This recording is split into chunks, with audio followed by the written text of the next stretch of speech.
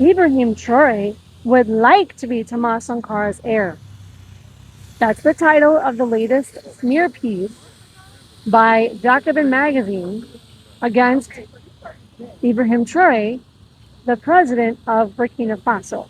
This article is written by Bettina Engels, who is a political science professor at Freie Universität in Berlin, Germany. Not suspicious at all, a CIA-funded magazine with an article written by a German professor. The headline goes like this: Burkina Faso's military leader, Ibrahim Traoré, has styled himself as the political heir of Thomas Sankara. However, the substance of Traoré's record since taking power in 2022 is much less ambitious than Sankara's agenda as president in the 1980s. Much less ambitious. I wrote the book, Africa's Flame, The Rise of Ibrahim Traoré, which detailed all the development projects in the last 3 years of the populist and progressive revolution. The article also goes on to say that Ibrahim Traoré polarizes opinion, not only in Burkina Faso, but on the Pan-African and internationalist left. He is mobilizing support from the young generation who rejects French neocolonial dominance and are highly frustrated with the gerontocratic political system that is unable or unwilling to deliver reform. Who's running our government? But the question remains whether a military government can be the alternative, whether the ends justify the means. Well, what ends? What means? Others point to authoritarian traits of the regime and to the repression against trade unionists, civil society activists, and journalists. I wonder who they could be. Every single one of the associations and non-governmental organizations must now come back and register, working strictly according to the clearly defined rules and regulations, so that we can be absolutely sure everyone is working for the ultimate good of Burkina Faso. Today, we have harmful and toxic imperialist partners whom we have rightfully expelled from the territory of Burkina Faso.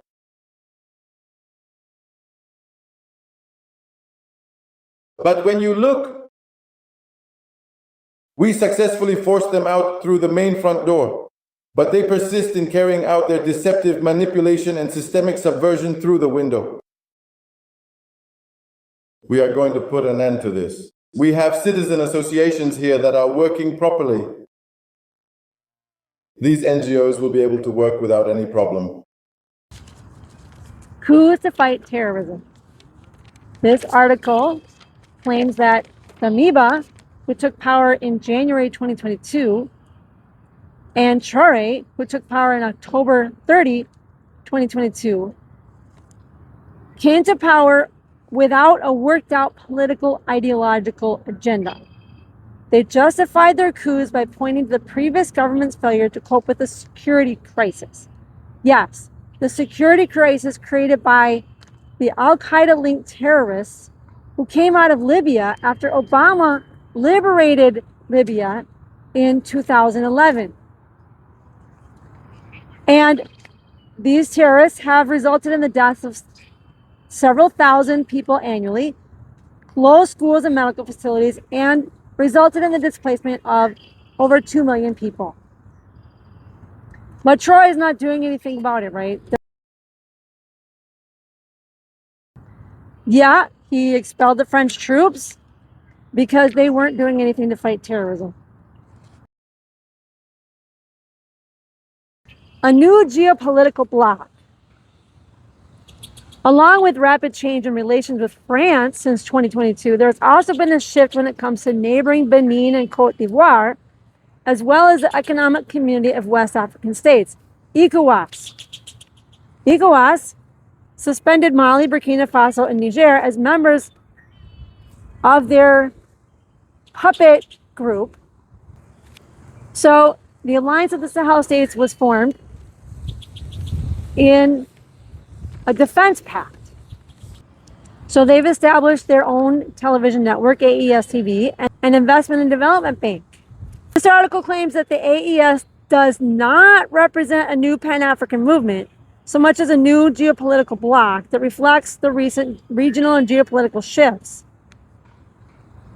So it's basically delegitimizing the government that is fighting for working families, which is what we need in this country.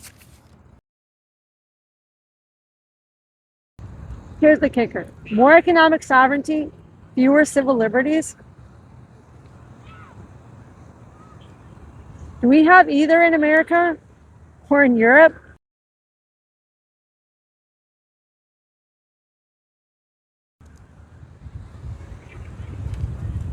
Traoré's government nationalized several gold mines, and they increased the state share from 10 to 15%.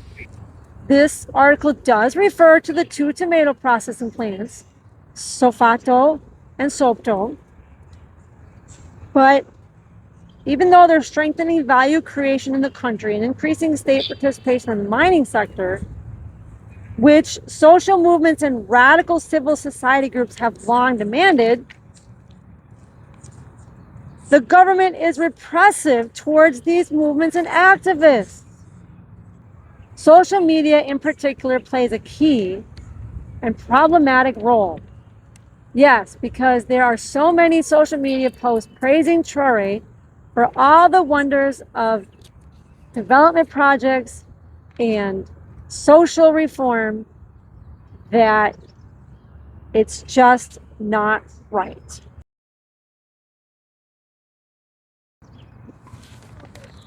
Sankara and Traoré.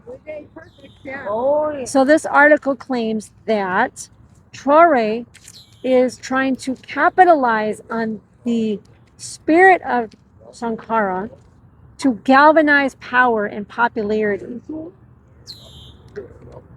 He declared the anniversary of Sankara's assassination, October 15th, to be a national holiday in 2023. He honored Sankara with the title Hero of the Nation and renamed one of the central roads in Ouagadougou, Boulevard Charles de Gaulle, as Boulevard Thomas Sankara. And Traoré opened the Thomas Sankara Memorial in Ouagadougou in 2025. So what's wrong with that? They are honoring their revolutionary hero, the father of the revolution, and they're educating people to love their country and to defend their country and to love their neighbor.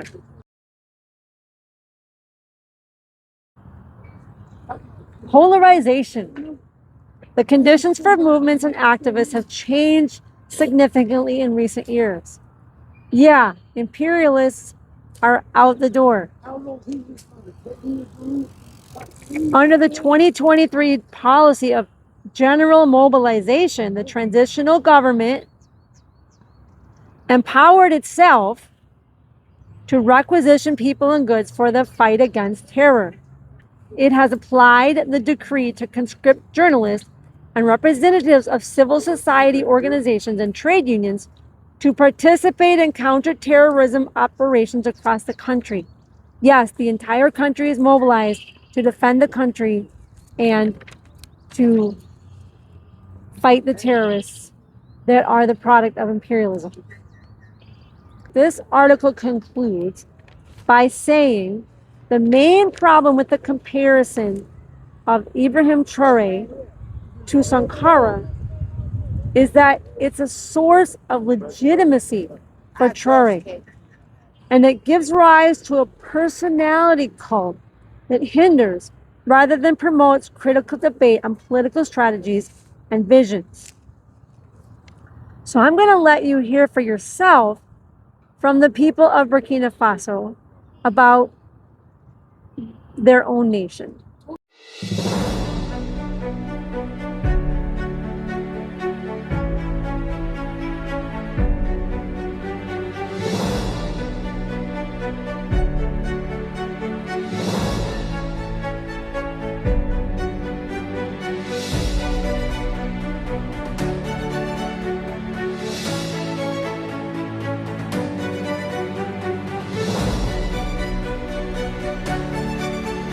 That brings us to the interview in this 8 p.m. news with our guests, 2 campers from the second wave of the summer camp opposite the MBO.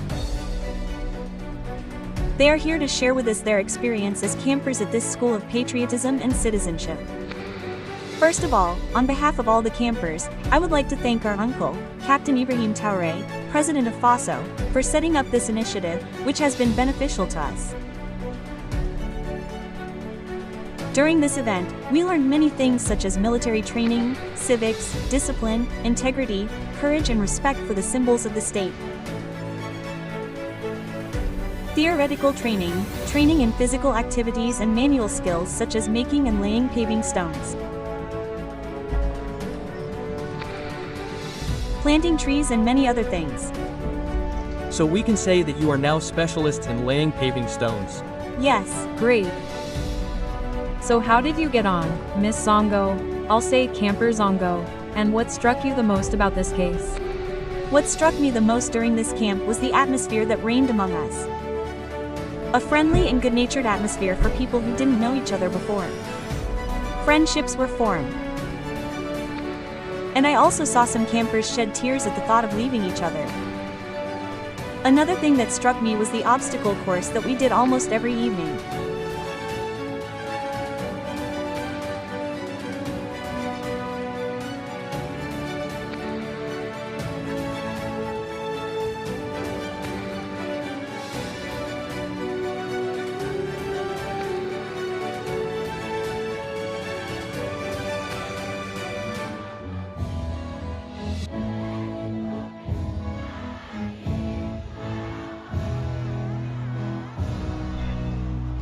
These different obstacles that we learned to overcome forged endurance in us and developed solidarity. Developing solidarity among ourselves because there were certain obstacles that we could not overcome without the help of a friend. Another thing that struck me was the meal times or the camper's soup, which is often called the camper's soup. Yes. These moments taught us friendship, solidarity and humility because there could be 3 or 4 campers around the same meal tray. We know that you have been informed about the political and ideological orientation of Burkina, the popular progressive revolution. And what can you say? What is your perception of democracy? Well, from what we have been taught, democracy is the power of the people, by the people and for the people. But democracy, as we have been taught, is nothing but flattery. You have any examples to give us? Well, in France. The population is showing signs demanding the president's departure. This has been happening a lot lately. Yes. But President Macron refuses to resign. However, power belongs to the people. You seem to have a solid understanding of democracy. What about you? How do you perceive democracy? When we follow international news, we see that the strongest countries dominate the weakest countries. So the fingers are not respected. Whereas when it comes to MBO, we have been taught that the strongest must help protect the weakest. So we are going to thank you, Camper Zongo and Camper Wagner. Thank you for coming to share your unique experience at the holiday camp facing MBO, and you give us hope that Burkina will be built with Burkinabè people united in patriotism, civic-mindedness and social cohesion. On this point, we will give the floor firstly to the President of the National Commission of the Confederation of Sahel States from Burkina Faso. His name is Mr. Bassolma Bazie. Mr. Minister, you have the floor, please. Thank you very much, Your Excellency. Our sincere African greetings and congratulations. Let us take a moment to recall the events of September 2023. It was a time when the nations of Burkina Faso, Mali, and Niger were being considered completely unacceptable by many international critics, including even their very own African brothers. During that critical period, you stood firmly and spoke at the United Nations podium. When you finally made your triumphant return together with the entire Togolese people and the President of the Council leading the way at the very forefront, you meticulously created all the necessary conditions so that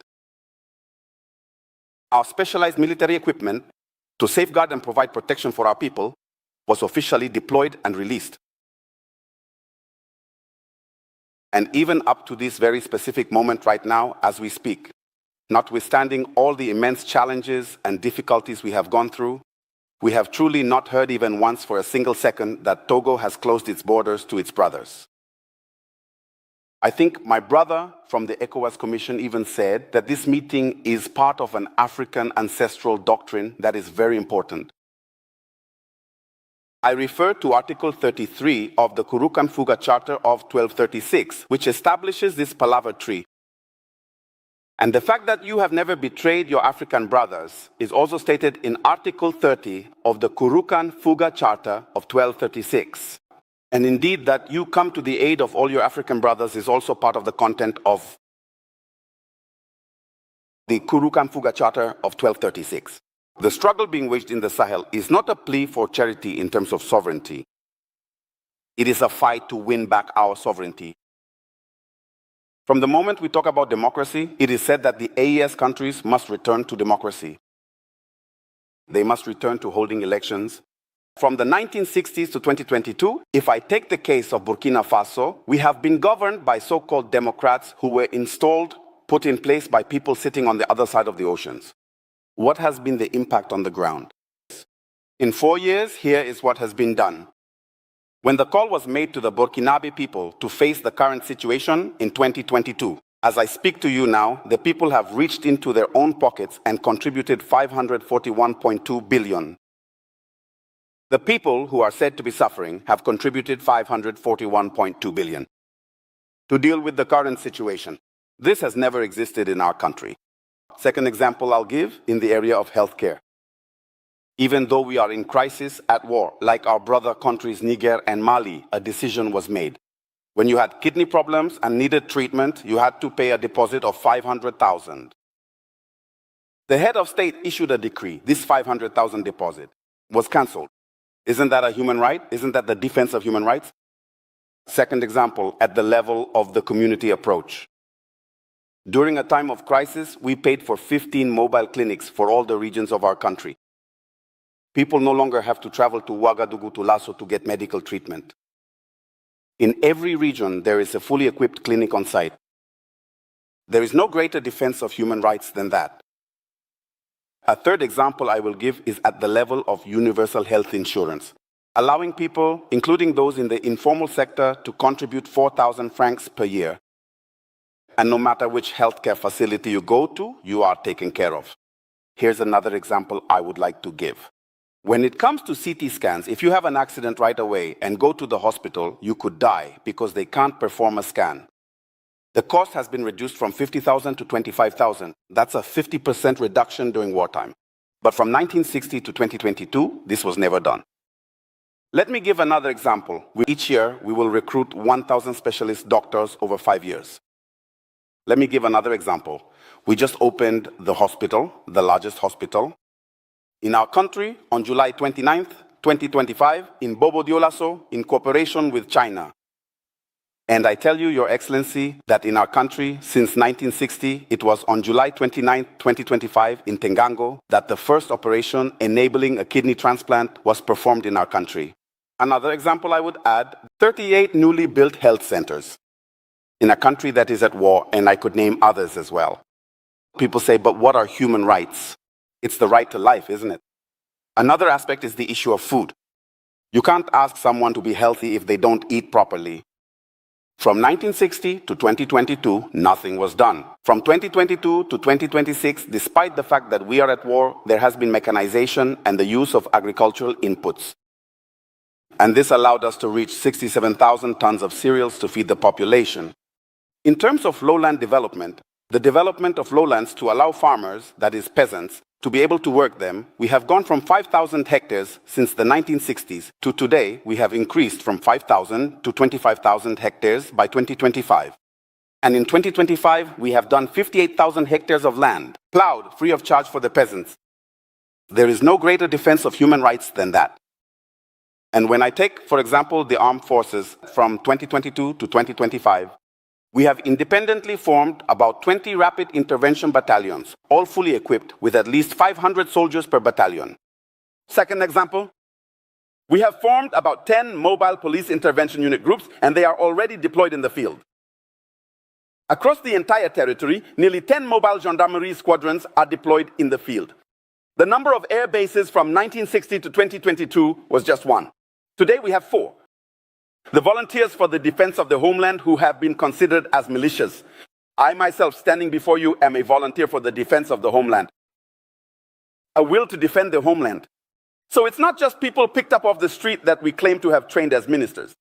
And all those who are volunteers for the defense of the homeland on the ground, as time goes on, we take them and integrate them directly into the army without training. Those who are not suited to join the army, we place them either in entrepreneurship, whether it's agriculture, carpentry, or welding. So it is essential that we ask each other to take off the blinders in order to better see reality. Democracy is a straitjacket that people want to force us to wear here. We will not accept it. If our grandparents were forced to wear it, we are saying no. And we have the necessary ability to say no. They think they can violate the Constitution and get themselves elected 3 or 4 times. They settle in and nothing happens. They kill 3,000 people, install whoever they want, and nothing happens. And someone comes to power by force of arms, supported by the people, there isn't even a drop of blood, and you think that this person, he must go. And as for me, when I take up arms and say, I do not agree with you appointing my prime minister, I do not agree with you imposing the minister of defense on me, you immediately start calling me a putschist. The last point, Mr. Minister, look at the issue of human rights, to be specific. Why did I say that there is an assassination looming on the horizon? When it comes to human rights, if you look at Burkina, first of all, the reports that are submitted to the UN, when you make a report based on phone calls, you stop in a country, you call people on the ground, whoever you want, and you take their statements and make a report out of it. Is that really serious? Second example, there is the deliberate choice of narrative. We in our country say, here, the terrorists, in reports, they're called jihadists. We say, here, the terrorists, you call them armed group. Oh, really? We say, we don't know anything about it. And what was Ukraine doing over there? Yes, we say terrorists, terrorists. You send your army representatives to attack countries and you talk about jihadists. Tell your representatives to stop coming. And there will be no more terrorism in the Sahel. But now, for example, let me say, you make a report. Well, if you conducted the study for 3 months, when do you allow for a response? There is only 1 week left to close the report. Now you call the country's officials and they are just supposed to contradict it. But that means you create conditions where there isn't even a chance to respond. So we can't continue on this basis. Even on the ground. How can a major power say, or in a report claim that satellites saw the FDS carrying out mass killings? Satellites that can see the FDS committing mass killings, but those same satellites are unable to see terrorists organizing to attack them. Are your satellites binary or what is it? So I'll take the case of Gaddafi. It was exactly the same narrative that was used about Gaddafi. Again, they said, yes, human rights quickly made a report and filed it. First of all, people from human rights need to understand that the Universal Declaration of Human Rights from 1789 was written 553 years after the Charter of Kurukan-Fuga in 1236. You can't come and teach Africans what human rights are. You take the Universal Declaration of Human Rights from 1948. It was written 712 years after the Charter of Kurukan-Fuga. That means that when it comes to human rights in Africa, we know exactly what it's about. So you take it, you say, yes, human rights made a report, go file it among the reports that contributed to the adoption of Resolution 1970. And Resolution 1973, that's to say 1970 and 1973, which made it possible to assassinate Gaddafi, even though they said it was just to create an air exclusion zone. It was a zone that was created, but they intervened on the ground, went in and massacred Gaddafi. And afterwards, they come back and say, no, the reports that were used there, the evidence wasn't consistent. There you go. These are people who called. That's it. It's clear. We can strike. And it is on this basis that Gaddafi, in 2025, has even just been convicted for criminal association and other charges. That means that the leaders of Human Rights Watch should also be held accountable as criminals. Criminal association, that's what it means. So, to finish these examples, I say that Burkina Faso Within the AES, we are committed not against a people, not against a person, not against a group. But if a group stands in the way of our interests, we will defend ourselves. That needs to be clear. We are committed to reclaiming our sovereignty